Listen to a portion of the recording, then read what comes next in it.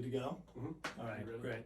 Well, you know, if you're thinking of moving to the Jackson Hole area, you've probably already asked yourself this question, which is, do I want to live in Wyoming or do I want to live in Idaho? Should I buy in Wyoming or should I buy in Idaho?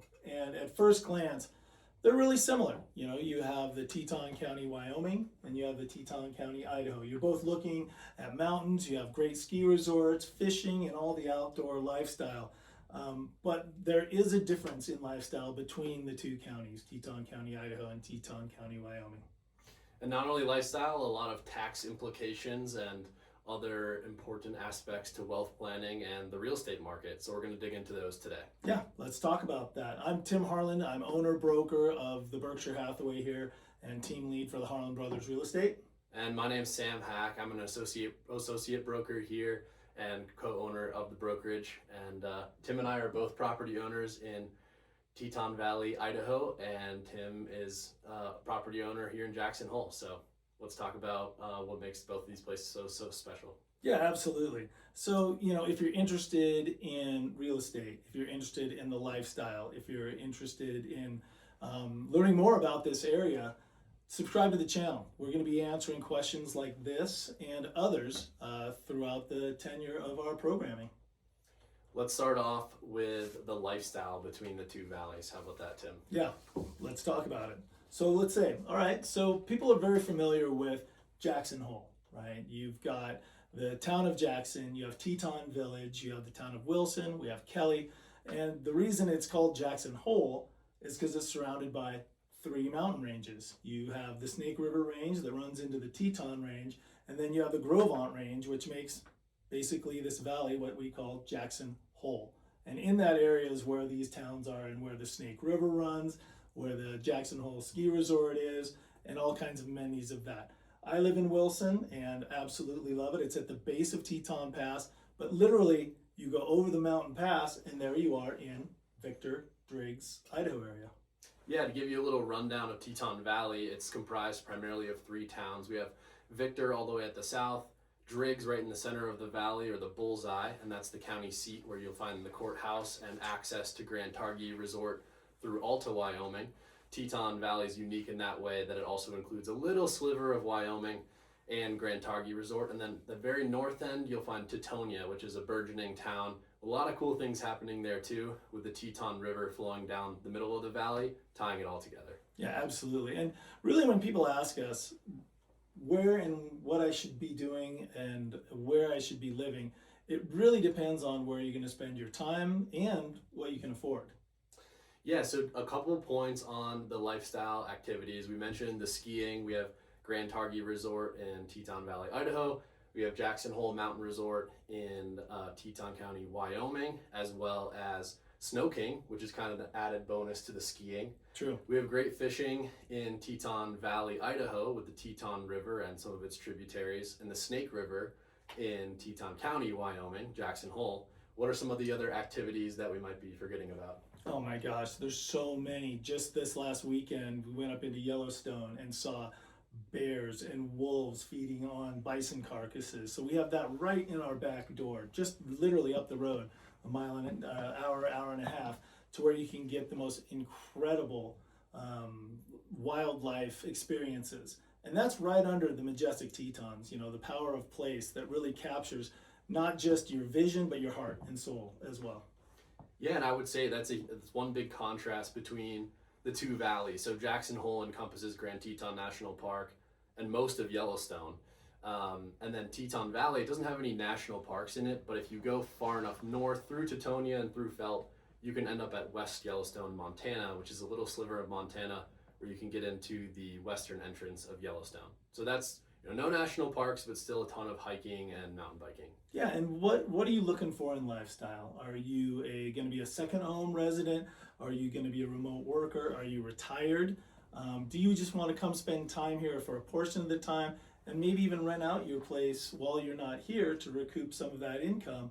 Or do you want restaurants and the amenities of more of a city lifestyle? Or do you want something a little more laid back and maybe a little more rural to where you're out of the fray but still have access to the mountains and the lifestyle that we call Teton Valley, Idaho, or Jackson Hole, Wyoming. Yeah, this is a good segue into the real estate markets. I think Teton Valley is going to offer you a little bit more rural feeling. Jackson, town of Jackson, in the middle of Jackson Hole, is really high density. They're just packing people in, and people all over this area consider Jackson to kind of be the big city. And Wyoming as a whole says, oh, Jackson's not even part of Wyoming because it's just so different than any of these outlying communities. Teton Valley, you're going to kind of get more elbow room, larger parcels. And the reason for that is there's more developable land over there. Yeah. It seems to me there's probably 80% of that county that's private land, whereas over in Jackson Hole, it's only 3% of developable land. Exactly. And, also let's talk about the amenities, right? You have in the Jackson Hole side, you have the airport service, the hospital, you have you have really close access to a lot of the things that people actually are coming here for, which is the parks and stuff. Let's talk about schools, right? We talked a little bit, mentioned a little bit about healthcare. The events, we were just 2 nights ago up at the top of Snow King, listening to the Black Keys, right? In one of the most incredible concert venues, I think, in the country. Oh, yeah. With the band up front and the Tetons in the background as the sun sets, just things like that, and access to Grand Teton National Park and things like that. So, but with that comes a cost, right? And so you're paying for what you get with regards to being on the Wyoming side, specifically Jackson Hole, versus being on the other side of the pass in Victor and Driggs. So talk a little bit about what you've seen in the affordability side of things, Sam. Yeah, first and foremost, I think we can take 2 angles, either from like a local's perspective or a second home, vacation home perspective. And I think that you can probably get the same house in Teton Valley on both sides of the equation, whether local or second homeowner, as you would probably in Jackson for like a third of the cost. It really depends throughout the market pricing, but you can get, let's say, a typical 3-2 home in Victor or Driggs, still under $1 million on a small half-acre parcel. But over here in Jackson, that's probably $2.5 million to $3 million at least. And again, from what I mentioned before, there are reasons for that, right? Yep. On the Wyoming side, there's no state income tax. There's a strong luxury market, and historically very limited inventory. Like you said, 97% of the valley is either under conservation or not developable, and of that 3% that's left, 95% of that is already taken care of too with regards to conservation or building. So it's, the supply and demand curve dictate the price in that regard. Yeah, and in my economics brain, we say markets are efficient, right? Like everything's already priced in already. So you mentioned supply and demand. The ability to short-term rent is really limited in Jackson, so that drives prices up on those short-term rental properties. Over in Teton Valley, you can short-term rent all and any properties as long as your HOA doesn't restrict it. You just need to get a small permit and let your neighbors know, but otherwise unrestricted there, and so that sort of flattens supply as well when it comes to vacation homes. Yep, and on the vacation home side too, there's resort districts in the Jackson Hole area that you can do Airbnb, but for the most part, it's restricted to those areas alone because most of the rest is residential, and people do not want to have an Airbnb next to them, someone turning over every 2 and 3 and 4 nights, which keeps that residential aspect of community really well put together as well. Yeah, and speaking of housing costs, Jackson being in the hole and over mountains or through canyons, the building costs are higher. And so it's just costing more to transport things. Labor is more expensive as kind of a proxy for housing unaffordability. And over in Teton Valley, you have access to Idaho Falls, which has supply chains coming from there, as well as cheaper labor that will drive in, or just locals being able to afford housing, so they're paid a little lower wages than people in Jackson. So that helps if you're thinking new construction. Absolutely. And historically, we've seen both markets increase and increase and increase in value, right? So you may be paying more on the Jackson Hole side, but you're also getting more value over time. So it comes back to the investment aspect of things, right? If someone wants to come here and have a second home, fantastic. It's one of the most beautiful places in the world, and if you can afford it, unbelievable. But also the value increases over time. Historically, 5 to 10% on an annual basis. COVID made a big change of things when that came through, and prices doubled with regards to real estate. And now we've had a great leveling off period, and now we're seeing that tick up again, little by little. Yeah, and likewise, if you're investor minded and you're thinking like, what's a safer, more secure market, I would give Tim and the Wyoming side the gold star and gold standard for that. Like we saw in 2008, Jackson recovered much quicker than Teton Valley. Again, supply and demand, it took Teton Valley quite a while to recover from that hit, and that's simply because there were more lots available, more homes available, and there's kind of a flood to safety when we enter recession. So Jackson is super protected to the downside if any kind of recession were to hit. Yeah, and it's kind of like the shape of the Tetons, right? I mean, with these radical ups and downs throughout the market segment, we're more of that slow moving river where there might be a spike, but we don't see it as much. And same with the downside, we're insulated with regards to the changes of value, specifically in real estate. Yeah, Jackson is considered like almost like buying a bond, but like it's super secure. You can kind of count on the returns, no guarantees, but Teton Valley, you're making a little bit riskier of a bet because your neighbors could build around you, add a bunch of supply, and it's more like buying an individual stock per se. You're kind of betting on a different type of horse, but both have so many similarities. They're both awesome still. So, and we talked a little bit of a handy dandy cheat sheet here with regards to the benefits on the Wyoming side anyway, and then we'll see what you say about with regards to the Idaho side. So in Wyoming, the big thing for us is that there's no tax on personal income or corporate income. There's no tax on the sale of real estate. There's dynasty trusts. There's no inheritance tax. There's no state gift tax. There's no tax on out-of-state retirement income.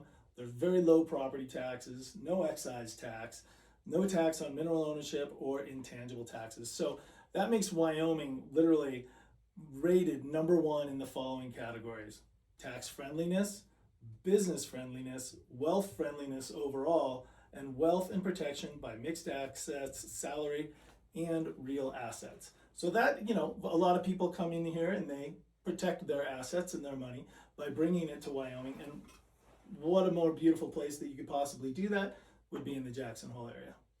Definitely. In Idaho, I will say that they have a progressive state income tax.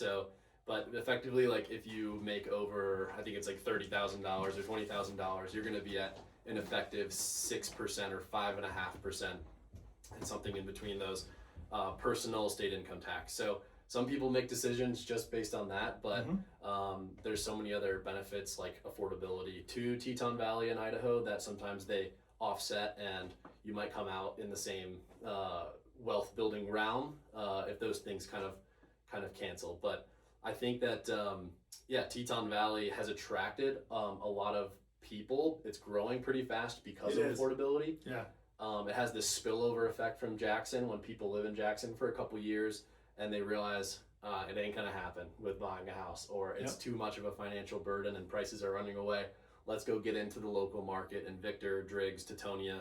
Let's plant roots. Let's start a family. And hey, we can have a 3-2 home under $1 million and be quite happy over there. The one caveat to that is, well, if you maintain your job in Jackson, you have a commute over the Teton Pass. Yeah.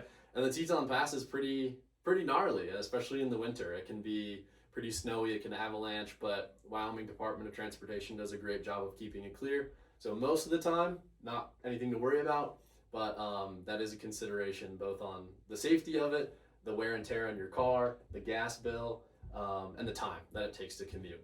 There's a small minority of people that are doing reverse commute from Jackson and working in Teton Valley, but you don't see that very much. No, you don't see it at all. So what does your money buy in each location, right?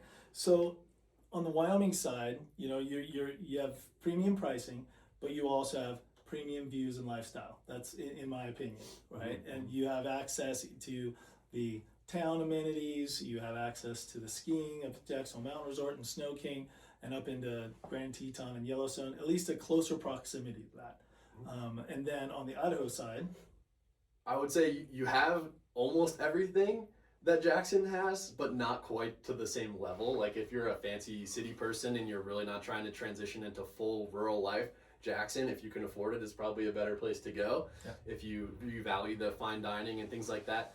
It's coming to Teton Valley. Like Teton Valley, Idaho is certainly the sister community. A lot of Jackson businesses are opening their second and third locations in Victor and Driggs, and that's really encouraging because that they know the people are moving there. As a quick caveat, we have Alpine, Wyoming, which is a bedroom community on the Wyoming side, about 45 minutes south of Jackson. And yes, it's an affordable option. It's beautiful. It has the Palisades Reservoir. But Victor and Driggs has this staying power because of the ski resort and because it's faster to get to Jackson. You can get to Victor in 35 minutes. Alpine sort of a minimum of 45. And you get more sort of families and fewer younger people in Alpine for that reason. Most of the young people are moving to Victor and Driggs first, probably because their friends are there already. So that's an important consideration on lifestyle and your enjoyment of life. Absolutely. And that Alpine area is on the Palisades Reservoir, and there's been a lot of development down there and a lot of people that are working there that are able to drive through the canyon instead of over the pass, right? So let's talk a little bit too about, all right, what do you get for your money again? All right, for $1 million, for $2 million, or $5 million and up. For $1 million in the Jackson Hole area, a 2-bedroom condo is kind of what we're looking at, and that's an entry level, right? Yeah. So you're looking at a townhome or a like a 2-bedroom condo in the town of Jackson. What do you get over in the Victor Driggs area? Oh man, my eyes kind of light up with $1 million budget. I would say you can get a beautiful 3-2 home that's probably newly built, and you could probably be on 2 acres. You could probably be on 1.5 acres. Are you talking 1 million or 2 million? Okay, so Teton Valley has certain strata to it. If you're up in Tetonia, you can certainly get a really fair piece with a nice new home on it. Right. If you're in Tetonia or even Felt, which is kind of the northern end of Teton Valley, you get a ton for your money. Right. Now, if you're all the way down at the mouth of the canyon, like right by Teton Pass, $1 million is going to get you a smaller postage stamp type lot and maybe an older home. So it varies, I think, a lot more than Jackson does. Jackson seems to be more consistent throughout the valley, maybe with Moran being a caveat to that. Probably so. Well, then let's also talk about luxury lifestyle on the two sides. You know, on the in the Driggs area, there are some amazing golf communities that are being developed over there. True. Right? And there's the incredible existing golf communities on our side. You know, we have Sporting Club, Three Creek, Teton Pines, Jackson Hole Mountain Resort, the Sporting Club. So there's a number of those types of amenities, especially for that type of luxury lifestyle, that fits really well within that type of buyer. What's over on the Victor and Driggs side? Yeah, I'll counter you, Tim, by saying I can actually play a golf course in Teton Valley because there's public courses over there, including Teton Links, Targhee Village Golf Course, and Teton Reserve. And so if you don't have $150,000 to buy into a private club or more, you have access to golf. You can even bring your dog to play on one of those public courses over there. However, if you are a luxury minded person, there is a private airport right across the street from Tributary, which is, I would say, on the same level as a lot of the Jackson private courses, and has grown a lot, and a lot of new development is happening there, as well as Teton Springs. That was kind of like the first mover luxury development in Teton Valley, and has since been taken over by Bronze Buffalo Club, and they've really upped the game with luxurious amenities and all kinds of lifestyle things they offer there, not just golf. 100%. So let's talk a little bit about skiing, outdoor access, and our national parks, right? So skiing over here, we have Snow King, and we have what I consider the greatest mountain in the lower 48, Jackson Hole Mountain Resort. That is literally from my house. I drive on a very flat road, Highway 390, and I'm skiing. I'm at the resort within about 10 minutes. That's a real benefit to go to one of the best mountains, if not the best mountain in the lower 48, in my opinion. And then we have our town hill, which is Snow King, and it is very convenient. It's steep. It's one of the steepest mountains per acre in the country, and that's where a lot of training and ski training is done. But they've done an amazing job up there, man.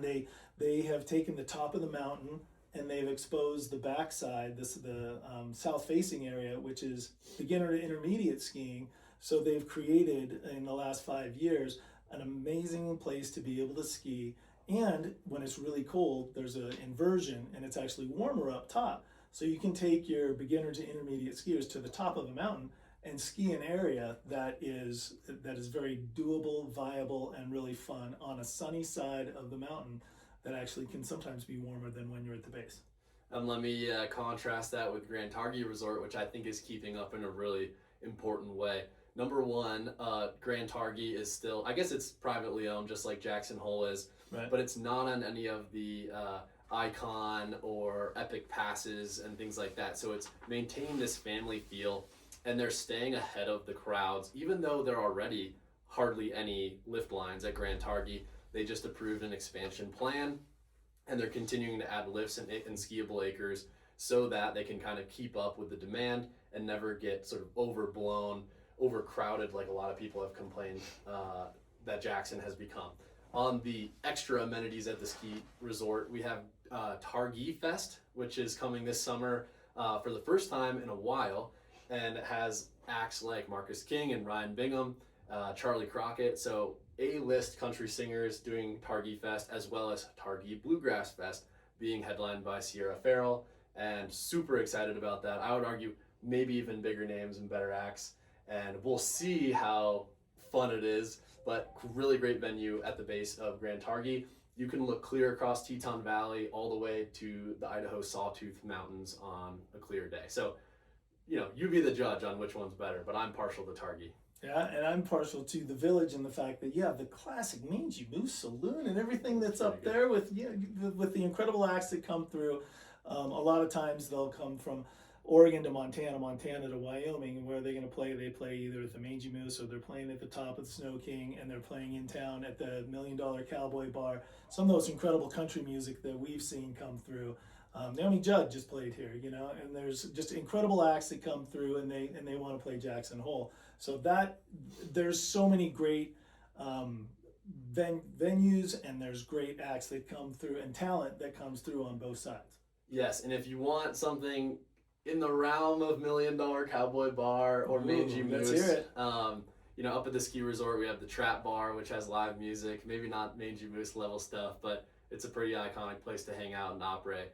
As well as if you live in Victor, we have the Naughty Pine Supper Club, which is a fan favorite, and in Driggs you could visit the Royal Wolf and King Sushi, like these really nice restaurants that are keeping up with Jackson, and you can actually find a place to sit because, like I mentioned, not as crowded over there. Yeah, and then I can't even name all the incredible restaurants that are here in Jackson. What are your top three? Oh my gosh, my top three? Or top two? Well, Nora's in Wilson, of course. It's one of the best restaurants that's I've heard of that one, yeah. Yeah, you've heard of that one before? The Snake River Grill is a classic, one that has an incredible variety of food, but also just an incredible wine list. And then there's the Blue Lion, which is one of the most historic restaurants we have in town. The Rack of Lamb is unbeatable there. And let me tie up kind of the amenities with, if you're thinking family, you're thinking building a future, full-timers here. Yeah. The schools. So your kids have been through the school system in Jackson. Yep. Can you speak a little to that, and then we'll contrast it with Idaho? The schools here are very well funded through the state, through the minerals that come through the state, and so it's exceptionally well funded, and it shows in the quality of education and public education. Then there's also the private schools. There's numerous private schools that are here for people that want that higher level of learning for their kids, more of a college prep type of schools in the area. But my kids grew up and they went through the public system, which was phenomenal. The teachers here are incredible. The outdoor access and activities that they have, and it's just an amazing place to learn, and being very well funded in that regard. That's great to hear. I think the honest truth is that Idaho is not as well funded as Wyoming is for schools, and it can keep up, and you also have school choice. So if you want to take your kids from Teton Valley, Idaho, you can go to the Jackson schools, but you have to pay tuition and you have to get your kids there, right? So they're not going to pick up your kids over there. And then I don't know how the football teams compare, but that's the big rivalry locally. And I don't think Teton Valley has a swimming pool. Do they have a swimming pool? I don't think they have a swimming pool, but Coach Brayman over there is doing a great job. He's doing a great job with the program over there, and it's always a great rivalry. And almost any sport, not just football, but there's always a great rivalry between the two towns and between the two valleys. And I should mention, Teton Science School has a campus in Victor. So just like I mentioned with restaurants and other businesses, Jackson education is spilling over into Teton Valley as well, and they have the Teton Science Schools. I think they call it the Mountain Campus or something in Victor. So Yeah. you can go to a private school in Teton Valley as well. So let's shift a little bit and talk about the summer-focused buyer, the ski-focused or winter-focused buyer, and then the families that come through town. So a lot of people, when I first moved to town, this is 30 some odd years ago, we all thought it was, just Ski Town, USA, let's go skiing. It's a winter place to be. The reality of it is that the park, Grand Teton National Park, has 6 some odd million visitations every summer. The ski resort has hundreds of thousands. So in reality, we're busier in the summertime than we are in the winter by a vast amount. You look outside right now, there's actually traffic, and you don't see that as much in the winter, sure, when you're going to the ski resort. But the ski-focused buyer, they come out here in the winter and they want to enjoy the mountains and the skiing and the cross-country skiing and snowshoeing that's attainable through the valley. What else would you say about a ski-focused buyer, someone that comes out here and that loves the winter? Yeah, I think Teton Village offers like a really unique investment opportunity as well because of Paul McAllister creating subdivisions with residential homes up there, single-family homes that can be short-term rented, as well as lots of awesome condo buildings that were platted back in the day, and you can have a slope side condo or townhome. They cost a lot, but the access is like right there. On the flip side, at Grand Targhee, there are just a few cabins that were recently built and are for sale, and they're super premium price points and exclusive, area, and there's like only a handful of them. So that's not as accessible as these condos in Teton Village, and you have to drive up the canyon, up Teton Canyon to access Targhee. So most people are living on the valley floor. And I think Jackson may take the cake if you're like a ski-minded buyer, especially always the bonus of Snow King and the Loveridge condos and Grandview up there, as well as a new development. So there's just way more supply for a ski-minded person. Okay, fair enough. What about summertime? Obviously, we have access to the park and Yellowstone from both sides, and the hiking up in the Tetons and the river. Again, both sides, on our side, you have incredible skiing as well. If you love the backcountry skiing, Teton Pass, the pass that separates the two states, people come from both sides and they're backcountry skiing and they're snowboarding and doing all the outdoor recreation up in that area. In the Jackson Hole side, I'm a downhill skier. My wife loves to cross country ski, and she'll go cross cruising out towards Jenny Lake and everything out underneath the Tetons out over there. And it's an outdoors person's paradise when it comes to winter recreation, coupled with the summer of being able to get out to the access to the mountains and the rivers and the lakes and everything. We have friends that have boats and they put them on buoys or in slips up at Coulter Bay or up at Signal Mountain. And so the summertime activities, they're endless. Summer's never long enough. Out here, we definitely have some long winters, but that's the beauty of the question of, all right, you have your summer recreation buyer and your winter ski or snowboard focused buyer. So on the summer side, rivers, mountains, kayaking, boating, hiking, biking, everything that you want within a valley, and the trail systems that they've put together here are second to none that they've built through the park. Yeah, I'm gonna give because I'm biased, but Teton Valley the gold star for the summer buyer because, and most importantly, if you're doing a summer barbecue and you have a little more elbow room and a back porch that you can watch the sunset over the big holes on the non-Teton side of the valley, that's valuable to me. There's not really a Teton sunset. I mean, you might see the little beams of light shooting through the peaks of the Tetons, which is awesome, but it's not these big, amazing sunsets that you'll find over the big holes. And it's just so busy in Jackson in the summer, like it takes away from the experience a little bit, sitting in traffic, no matter what part of the valley you're in. So Teton Valley is that place to kind of like take a breath and enjoy yourself in the summer. I feel you, but Yeah. you know, you got a gold star. I'll go with the platinum star from the side. Okay. All right. You know, the Purple's Mountain Majesty from any aspect, whether you're south of the Grand Teton or north of it, it's the power of place and that unparalleled view is like I said, unparalleled. All right, let's wrap up here by doing kind of a speed round here on our final page. So we'll go through a couple of these questions, kind of discuss on both sides. You give your answer, I'll give mine, okay? Okay. Number one, what is the best town for skiers in both of our markets? Teton Village. Yeah, that's the only I answer. mean, it's like just, I mean, like I said, the best mountain in the lower 48, in my opinion. I will always be challenged there. I've done most everything there from Corbett's Couloir to the backcountry and the chutes and everything out there.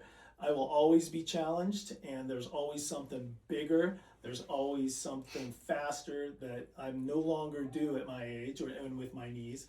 But that is the absolute creme de la creme of skiing venues.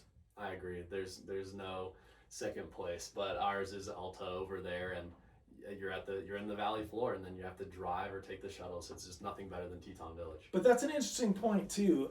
You mentioned Alta, so you're skiing on the Jackson Hole side, and you go over the pass to Victor and Driggs, right? But then you come back into Wyoming, which is where Grand Targhee actually is. Yep. And so, and that resort is phenomenal, and the Gillettes have done an incredible job of developing and continue to develop that resort. And it is a phenomenal place to go ski. It is. Number two, we have what is the best value? So what town in both of our markets do you get the most bang for your buck? That would have to be in the Victor Driggs side, you know, and it keeps expanding, you know, going over to Tetonia now too. Tetonia used to be just, you know, spud farmers for the most part, right? And farmers of different crops. And now it is becoming developed with, you know, Toll and all his investments, and a lot of the cowboy culture has really, people have bought up a lot of large parcels in that area. And so, and they're being slowly developed, and more people are going out to those further regions. I agree. You can get the most amount of land. You can get a cheaper build cost in Tetonia or even in Felt, and you're still looking right up the view corridor at the big four peaks of the Tetons. So like there's a ton of value there, and it's hard to argue Tetonia isn't the king of value right now. Okay, so next, what's the best for families?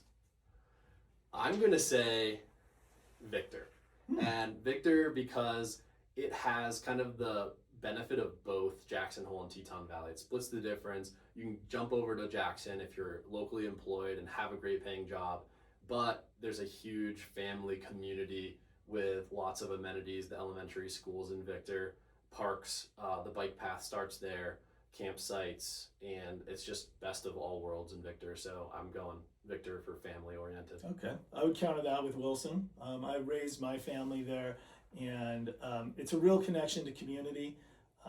And for families, there's 300 some odd nonprofits in and around the valley, and they assist with not only families but with, you know, people that are struggling in many facets, sports, outdoors, and skiing. And there's, like I said, there's hundreds and hundreds of nonprofits that create a fabric, and they weave a fabric within the community of not just coming here and using the resources that we have, but actually being able to become a part of the community. And that ties into the whole family dynamic of give back, give of yourselves, and you'll get a lot in return.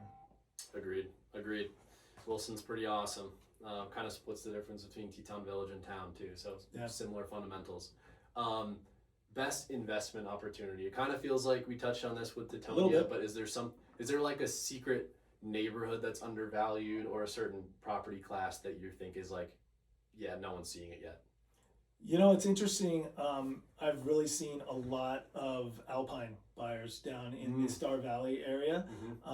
They've created a new grocery market, the Brulums down there. There's a Melvin.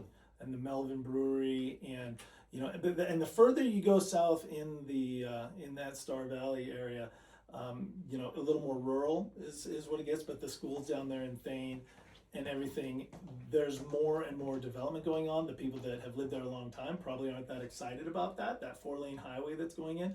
But the reality of it is, it's a beautiful place. You have access to everything that Jackson and Victor and Driggs have.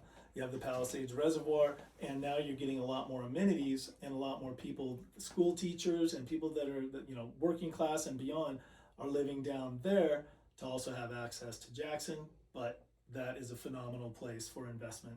I agree. Yeah, we don't want to forget about the little brother to Jackson, which I think is Alpine. Even though this is a Wyoming or Jackson Hole versus Teton Valley discussion, it's going on in Alpine. Like, there's a lot of great stuff down there, especially with the boating and Palisades Reservoir. So, all right, 2 more.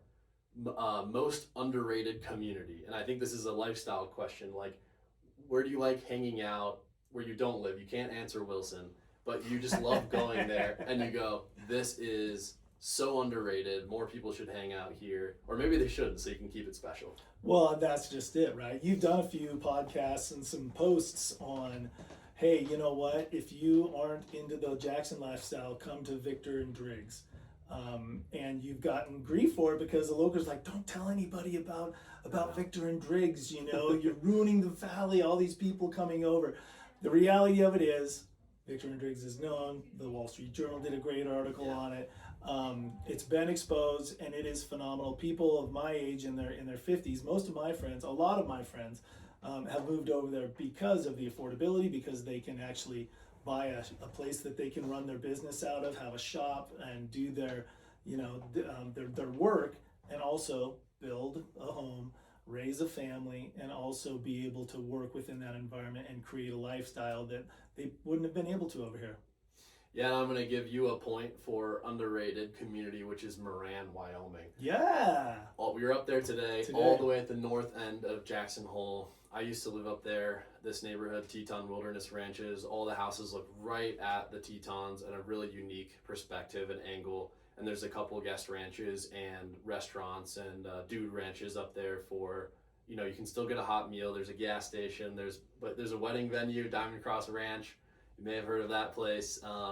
But it's just like sort of exclusive. There are very few homes up there, but super underrated because it feels like the true Wyoming lifestyle that everyone came here for. That's not Jackson. There's no traffic, and that's just really special to me. And probably wrapping this up, the truth is there really isn't a right answer. The right answer comes down to your personal lifestyle, your personal beliefs, and what you need out of life, because both Wyoming and Idaho, they offer incredible lifestyles. Yeah, if you need help deciding between my favorite, Idaho and Teton Valley, or Tim's favorite and his home, Jackson Hole, we're happy to run you through all the different towns and communities in our area to find the right fit for you. Absolutely. The goal isn't to find the better state, it's to find the best lifestyle for you, and we're here to help. Follow us, join in on the conversation, post down below, or however you get into this mechanism of contacting us, but do so, and we're happy to give some more of our knowledge between the two states, between the lifestyles, and we've got opinions on this. Yeah, we're not just talking the talk, we're walking the walk. We love it here. We love helping people find real estate and find a place in our community. So thanks for joining us. Thanks, Tim. Thanks a lot. That's why we're Harland Brothers Real Estate, brothers helping others, and we have our son Sam. Bye, everybody.